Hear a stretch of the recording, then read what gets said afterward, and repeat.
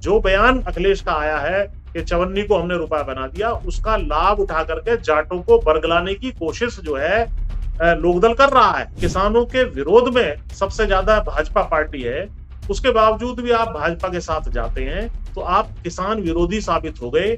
आप चौधरी चरण सिंह जी की विरासत और सिद्धांतों के खिलाफ खड़े होने वाले साबित हो गए। त्यागी 100% वोट देता है भाजपा को, ठाकुर 100% वोट देता है भाजपा को, ब्राह्मण 100% वोट देता है, 90% वोट देता है भाजपा को। जाटों का अपमान भाजपा ने किया है। वास्तव महिला पहलवान बेटियां हमारी जो मुख्य रूप से जाट परिवारों से आती हैं, उनका भाजपा का एक सांसद ब्रजभूषण शरण सिंह दुराचारी वो यौन शोषण करता रहा लगातार, तब भी आपको जाटों का अपमान नहीं दिखाई दिया। और सच्चाई ये है कि आपने जाट समाज की, किसान समाज के वोटों का सौदा किया है। आप उस पार्टी से जाकर के मिल गए श्रीमान जी, जिसने जाटों के और किसानों के ऊपर भारी अत्याचार पिछले 10-12 साल में किया है। नमस्कार, मैं हूं संजीव श्रीवास्तव। आप देख रहे हैं 4 PM न्यूज नेटवर्क। दोस्तों, जैन जी और अल्फा जी बवाल, राम मंदिर चंदे चोरी से जुड़े सवाल और बहुत कुछ है जिसने अभी देश की जो राजनीति है, देश का जो राजनीतिक परिदृश्य है, उसमें एक अलग तरह की हवा घुली हुई है। और इन सब के बीच जो 7 सूबे हैं, उनके चुनाव बहुत निकट हैं। खासकर जो फरवरी है, फरवरी में गोवा, उत्तराखंड और पंजाब, इन सरकारों का कार्यकाल समाप्त होना, उसके पहले यहाँ चुनाव। और फिर मार्च में मणिपुर, उत्तर प्रदेश। और सबसे अगर यक्ष प्रश्न कहें तो उत्तर प्रदेश, जिसने 2024 में भारतीय जनता पार्टी को एक बड़ा गच्चा दिया था। और फिर नवंबर और दिसंबर में हिमाचल प्रदेश, गुजरात। लिटमस टेस्ट हम कह सकते हैं जो होने जा रहा है। और खबरें तो बहुत कुछ आ रही हैं, अलग अलग तरह की हैं कि हो सकता है वो जो वन नेशन वन इलेक्शन, उस तरह का कुछ दांव खेल लिया जाए। खैर, ये जब होगा सब होगा। ये तो एक पतंगबाजी है जो मीडिया में चलती है, वो हो रही है। और इन सब के बीच तैयारियां तो चरम पर हैं। खासकर जो जिन सूबों की मैं बात करता हूँ, चाहे वो उत्तराखंड हो, उत्तर प्रदेश हो, गोवा है, पंजाब है, मणिपुर है, सब तरफ चुनावी बयार बहने लगी। और उत्तर प्रदेश, जिसको मैंने कहा कि ये सबसे ज्यादा नाक का सवाल भारतीय जनता पार्टी या उनके जो गठबंधन के लिए बना हुआ है, वहां अब योगी आदित्यनाथ, जो हमारा आपका जो एक कहते हैं ना कि जनता की गाड़ी कमाई, उसको लुटाने का क्रम शुरू हो गया। वोट खरीदने कबाड़ने, या यही शायद वजह थी कि मोदी जी संसद में नहीं आ रहे थे, अमित शाह जवाब नहीं देते। पैलेट गन का कौन है वो जो चलाने का आरोपी, या किस तरह से जो बर्बरता हुई कौन है। तो यही सब शायद है कि उन्हें भरोसा है कि इलेक्शन कमीशन ऑफ इंडिया हमारे साथ है। और इलेक्शन कमीशन ऑफ इंडिया के अलावा जो ये सब गुंतारे हैं, खजाने का मुंह खोलिए। देश में जो सबसे बड़ी जो जिसकी शक्ति ताकत है, धन है, बाहुबल है, सब प्रकार के बल हैं उनके पास, और साम दाम दंड विधेयी है। और मैं जो बात करूंगा, ये तो उसमें एक भूमिका है, इसके तहत कह रहा हूं। लेकिन जो उत्तर प्रदेश है, उत्तर प्रदेश में बहुदलीय राजनीति, और बहुदलीय राजनीति में अपने अपने सबकी महत्ताएं हैं। और एक एक वोट, एक एक जो कोण है वो कीमती होता है, उसके अपने महत्ता है। और फोकस हम करेंगे जो जाट वोट उत्तर प्रदेश में, जो कुल मिला के 403 सीटें हैं। 403 सीटों में 125 के आसपास सीटें हैं जिसमें जाट वोट का बड़ा वो है। और 30 तो ऐसी मानी जाती हैं जो सीधे सीधे प्रभाव डालती हैं। और ये जिक्र मैं इसलिए भी करने जा रहा हूं कि जयंत चौधरी, जो मोदी सरकार में मंत्री, और उनका जो बैकग्राउंडर तो आप जानते हैं कि क्या कुछ हुआ था। वो चवन्नी को कैसे रुपया बनाया, और रुपया कैसे फिर चवन्नी हो गया, पलट गया। वो जो बयान था अखिलेश यादव का, और वो बयान फिर सुर्खियों में है। यही फोकस होगा। चलेंगे एक खास मेहमान, सबसे उनको जोड़ना चाहूंगा। जुड़ गए, हमारे साथ हैं चौधरी पुष्पेंद्र सिंह जी। आप जानते हैं कि पुष्पेंद्र सिंह जी उत्तर प्रदेश की राजनीति में दखल रखते हैं, और बाकी तो सब टिप्पणियां करते ही हैं, लिखते भी हैं आप। और ये जो जाट एंगल है, किसान नेता भी हैं, बहुत बखूबी जानते हैं। मैं तो शुरुआत यहीं से करूंगा। जो अभी चल रहा है उत्तर प्रदेश में, फिर सुर्खियों में है वो चवन्नी रुपया विवाद। और इसके अलावा जो अभी हम ये देख रहे हैं कि जयंत चौधरी 3 सितंबर को एक जो जाटलैंड, वेस्ट यूपी, जो मैंने कहा वहां रैली उनकी होने वाली है। फिर उसके बाद अखिलेश यादव सहारनपुर में शक्ति प्रदर्शन करने वाले हैं। फिर उनका वहां बुलंदशहर में है। तो शुरुआत यहीं से, ये जो चवन्नी रुपया विवाद, सब कुछ इसको कैसे हम देख सकते हैं, ले सकते हैं। और जाट वोट किस तरीके से अब मूड मोड जो देश का है, सब पर एक पहली प्रतिक्रिया। देखिए संजीव जी, 2014 का जो लोकसभा का चुनाव था, उसमें राष्ट्रीय लोकदल जो वेस्टर्न यूपी का एक प्रमुख दल माना जाता है, और जाट राजनीति हो या किसान राजनीति चौधरी चरण सिंह जी के समय से करता चला आ रहा है। तो चौधरी अजीत सिंह और उनके बेटे जयंत चौधरी दोनों लोकसभा चुनाव हार गए। उसके बाद 2017 का जो यूपी का चुनाव था, उसमें केवल इनका एक विधायक आया था छपरौली से, जो पारंपरिक जो है एक सीट चौधरी चरण सिंह जी की हुआ करती थी। उसके बाद 2019 का जो लोकसभा का चुनाव था, उसमें भी दोनों बापू बेटा फिर से लोकसभा में हार गए। तो फिर इन्होंने गठबंधन बदल के और समाजवादी पार्टी के साथ इनका गठबंधन हुआ 2022 के चुनाव में, और 2022 के चुनाव में ये 8 सीटें लगभग जो है विधानसभा की जीत गए पहला। 33 मिली थी इनको, 33 में 8 जीते थे, 33/8 है शायद, जो मुझे ध्यान आता। 33 सीटें इनको दी गई थी चुनाव लड़ने के लिए, और उसमें से 8 विधायक जीतने में ये कामयाब, 8 सीटें जीतने में कामयाब हो गए थे। और कुछ सीटें थोड़े थोड़े अंतर से भी हारे थे, वो एक अलग प्रश्न है। उसके अलावा अखिलेश यादव ने इनको जयंत चौधरी जी को राज्यसभा भेजने का काम भी किया 2022 में ही।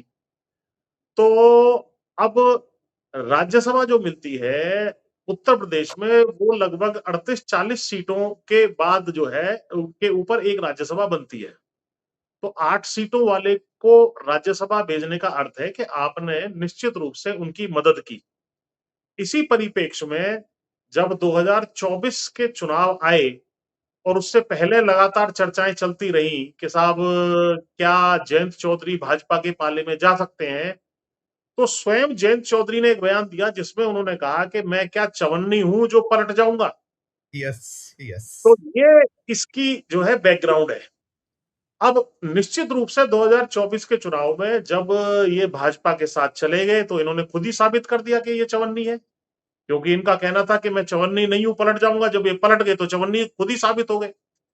और इनको 2022 में चवन्नी क्या जीरो थे ये उस टाइम पर, तो क्योंकि ये ना लोकसभा में थे, और एक विधायक जो इनका 2017 में जीता था वो भी भाजपा में भाग गया था, छपरौली वाला। तो ये 0/0 थे हर जगह, और कोई विधायक नहीं, कोई सांसद नहीं, तो शून्य से, या चलो चवन्नी मान लीजिए, जो ये कहते थे चवन्नी हूं क्या पलट जाऊंगा, चवन्नी को 1 रुपया तो बना ही दिया अखिलेश के सहयोग से। आप अपने बलबूते पर जब चुनाव लड़े थे तो एक विधायक आया था, तो 2022 में अखिलेश के साथ चुनाव लड़ने पर आप स्वयं राज्यसभा गए, और आपके 8 विधायक जीतने में आप कामयाब हुए। आपने पुनः आपको अपने आप को राजनीति में स्थापित करने में सफलता पाई। अब इन्होंने जो ये उल्टा पलटी की है, ये तब की जबकि 2020-21 का जो किसान आंदोलन था, जिसमें 700 से ज्यादा किसान जो है यहाँ दिल्ली के चारों तरफ बैठे बैठे शहीद हो गए, जिसमें हम लोग भी दिन रात वहां पड़े रहे, और 1 साल से ज्यादा तक वो आंदोलन चला, और भाजपा ने कितने अत्याचार किया उसको भूल गए, और जाकर के उसके खिलाफ ये सारी की सारी वोटें इनको मिली थी। तो वास्तव में इन्होंने जो भाजपा के खिलाफ वोट मिली थी राष्ट्रीय लोकदल को, जिसके बलबूते पे 8 विधायक जीते थे 2022 में, उनका सौदा जाकर के भाजपा के साथ ही कर दिया। तो निश्चित रूप से बहुत बड़ा दुख जो है अखिलेश यादव को भी था। उनको भी शौक लगा एक तरीके से, भाई मैंने इस व्यक्ति को 33 सीटें दी, इसको राज्यसभा भेजा, इसको क्या आवश्यकता थी वहां पलटने की। इनकी एक प्ली थी कि साहब 2024 में भारत रत्न चौधरी चरण सिंह जी को दे दिया गया था। चौधरी चरण सिंह जी किसी भारत रत्न के जो है मोहताज नहीं थे। देश के किसान उनको भारत रत्न से भी ऊपर मानते थे और मानते हैं। लेकिन आपने तो तमाम जो भाजपा के खिलाफ वोट आपको मिली थी, जिसके बलबूते पर आपके जो है सांसद विधायक बने, आपने उनका सौदा कर दिया। ये एक बहुत बड़ा झटका आपने पलट करके और खुद को चवन्नी भी साबित कर दिया। और इस परिप्रेक्ष्य में अब पिछले दिनों एक बयान अखिलेश यादव ने दिया कि साहब हमारे साथ देखो किस किस तरह के लोग गठबंधन करने आ गए, जिनको हमने चवन्नी से रुपया बनाया था वो भाग गए हमें छोड़ करके। तो पहली बात तो ये है कि मैं ये प्रश्न करना चाह रहा हूं, तब से एक बड़ा भारी विवाद लोकदल के समर्थकों और उनके खिलाफ, जो किसान हैं या जाट हैं, उनके बीच में मचा हुआ है, घमासान सा मचा हुआ है पश्चिम यूपी की राजनीति में। तो ये तो कहीं ना कहीं सच्चाई है कि आपको जो है ज्यादा सीटें इसी आधार पर मिली कि किसान आंदोलन हुआ, गठबंधन आपका समाजवादी पार्टी से हुआ, आपको राज्यसभा भेजने का काम किया। तो निश्चित रूप से जो है आपने एक धोखा देने का काम किया। और जाट का जो कैरेक्टर है, कैरेक्टर कभी धोखा देने का नहीं है, चाहे जाट को कितना ही भारी से भारी नुकसान हो जाए। तो जाट ब्रांड जो है, जो धोखा किसी को नहीं देती है, जो विश्वासघात नहीं करती है, वो विश्वासघात खा लेगी या उस झेल लेगी या धोखा खा लेगी, लेकिन किसी के साथ विश्वासघात जाट नहीं करता है। इस ब्रांड को भी आपने कहीं ना कहीं बहुत बड़ा धक्का पहुंचाया, चोट पहुंचाने का काम किया। और जब आप किसानों की बात करते हैं और आप ये दम्भ भरते हैं कि हम चौधरी चरण सिंह जी, जिनकी ये फोटो लगी हुई है मेरे पीछे, उनकी उनके पोते हैं, और इस नाते हम इस उनकी लीगेसी के, उनकी विरासत के झंडा बरदार हैं। तो पहली बात तो मैं कहूंगा कि जब किसानों के विरोध में सबसे ज्यादा भाजपा पार्टी है, उसके बावजूद भी आप भाजपा के साथ जाते हैं, तो आप किसान विरोधी साबित हो गए। आप चौधरी चरण सिंह जी की विरासत और सिद्धांतों के खिलाफ खड़े होने वाले साबित हो गए। केवल उनका पोता होने की वजह से आपको उनकी विरासत का उत्तराधिकारी मान लेना, ये माफ कीजिएगा, बिल्कुल उचित नहीं है। ना मैं इस बात को मानता हूं और ना ही लाखों जाट इस बात को मानते हैं। वो मानते हैं कि भाई कोई भी व्यक्ति जो चौधरी चरण सिंह को फॉलो करे, उनकी विरासत, किसानों की बात करे, उसको हम उनकी विरासत का हकदार मान सकते हैं या उनका शेयर होल्डर मान सकते हैं, क्योंकि चौधरी चरण सिंह जी की विरासत भी कोई व्यक्तिगत विरासत नहीं थी। लाखों करोड़ों किसानों, हमारे बाप दादाओं ने लहू बहा करके, खून पसीना बहा करके वो विरासत तैयार की थी, जिसका जो प्रमुख चेहरा जो है चौधरी चरण सिंह जी थे। उस विरासत को नीलाम करने का अधिकार, माफ कीजिएगा, जो है जयंत चौधरी के पास नहीं है। और उन्होंने यही काम इस सारे प्रकरण में जाकर के किया। जी। ठीक, ठीक। मैं अभी जो चल रहा है सिलसिला, देखिए आपने जिस बयान का ज़िक्र किया और बहुत संभल के इस बार उन्होंने, अखिलेश जी ने व्यक्त किया जब ये मसला उठा कि भई छोड़ के चले गए।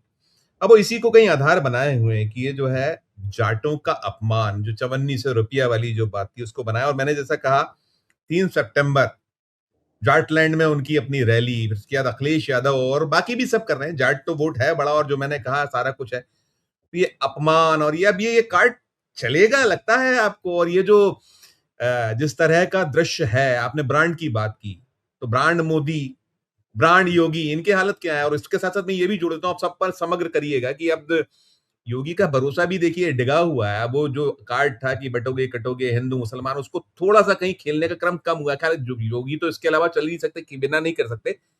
खजाने का मुंह खोलना शुरू हुआ है, जो हमारी आपकी गाड़ी कमाई है, लुटाने का क्रम आरंभ हो गया है। वोट खरीदी की, वो 25 लाख जो विद्यार्थी हैं, टैबलेट, जैन जी, 7.5 करोड़ है मसला मामला। 1 करोड़ महिलाओं को आज से उन्होंने वो 60 वर्ष के ऊपर आजीवन बस मुफ्त यात्रा, जो राज परिवार निगम और जो लोकल जो सरकार का जो नगर सेवा है उसमें, और उसमें कोई आपके साथ में आप एक आध वो भी ले जा सकते हो कि जरूरत है अटेंडेंट। तो ये सब क्या, ये दांव सब पर क्या आप कैसे देखें, कैसे लें?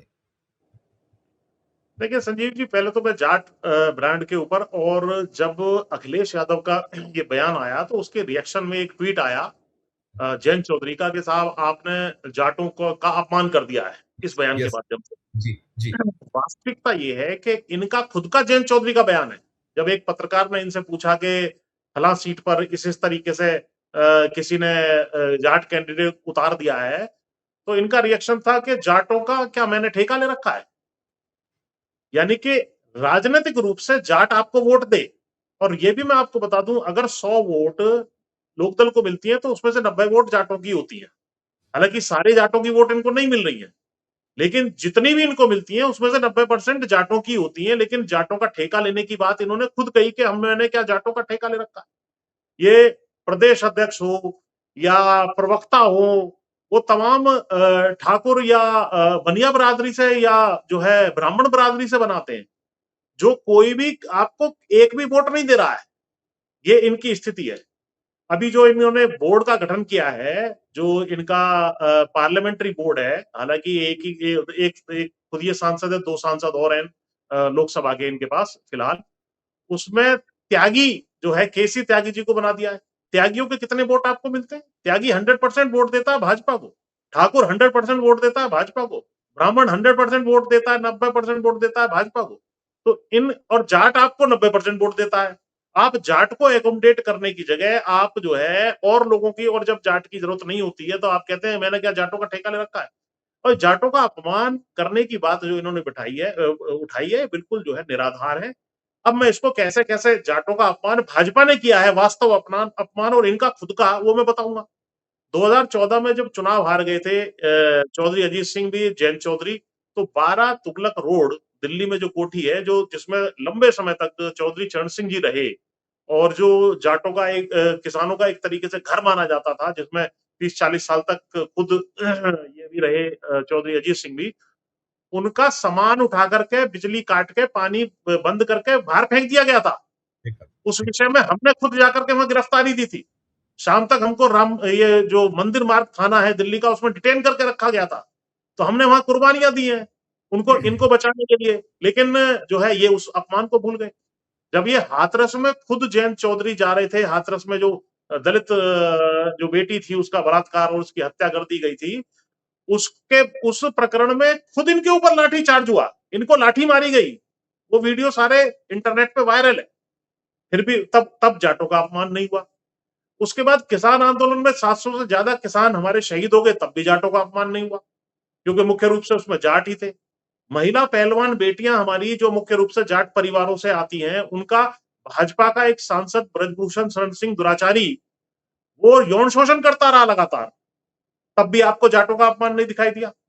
आपको आरक्षण जाटों का आते ही 2014 में जो कांग्रेस देकर के गई थी, तो 2015 में लचर पैरवी की वजह से जो है सुप्रीम कोर्ट द्वारा खारिज कर दिया जाता है, और जाटों का आरक्षण खत्म होने की वजह से भारी नुकसान अभी तक लगातार हमारा बच्चों का हो रहा है, करियर का, चाहे एडमिशन में चाहे सरकारी नौकरियों में।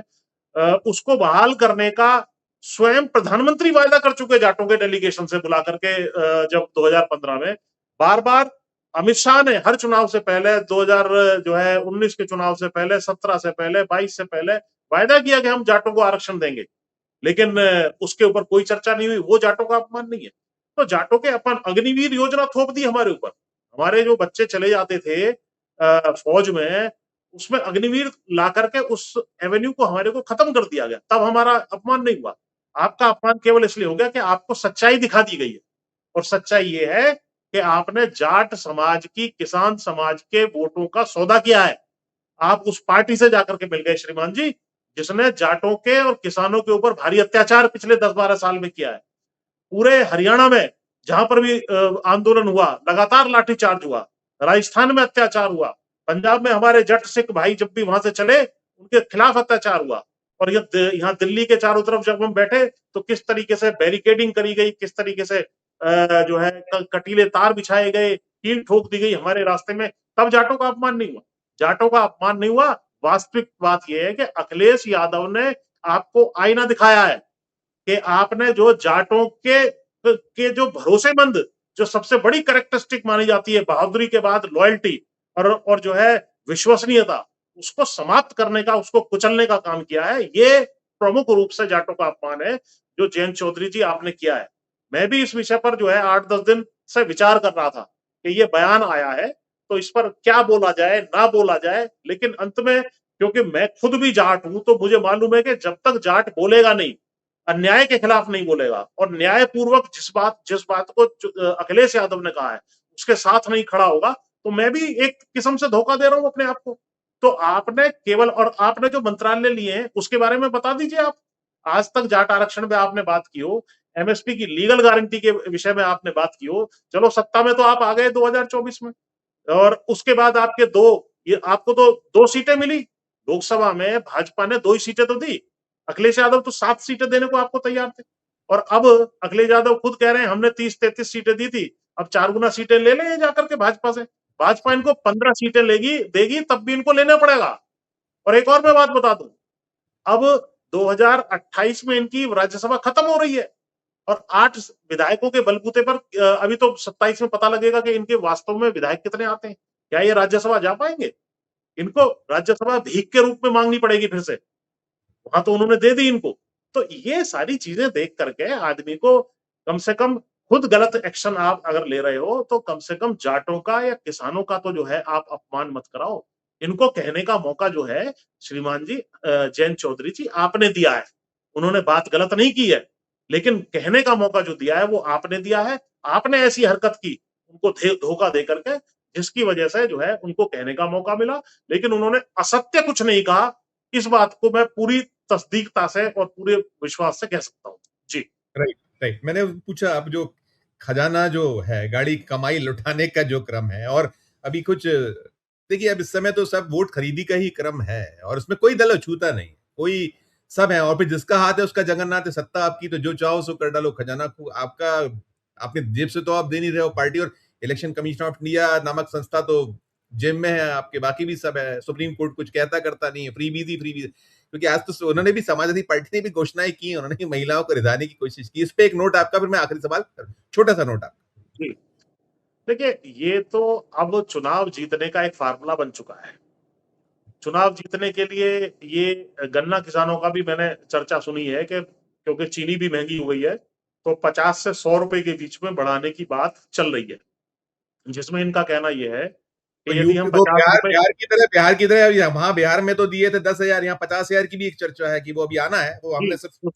उस पे भी जी। मैं आ रहा हूँ। तो गन्ना किसान, क्योंकि हम लोग किसान की बात करते हैं, तो गन्ना किसान यहाँ पर 50-60 लाख है और 2 करोड़ के आसपास उनकी वोटें हैं।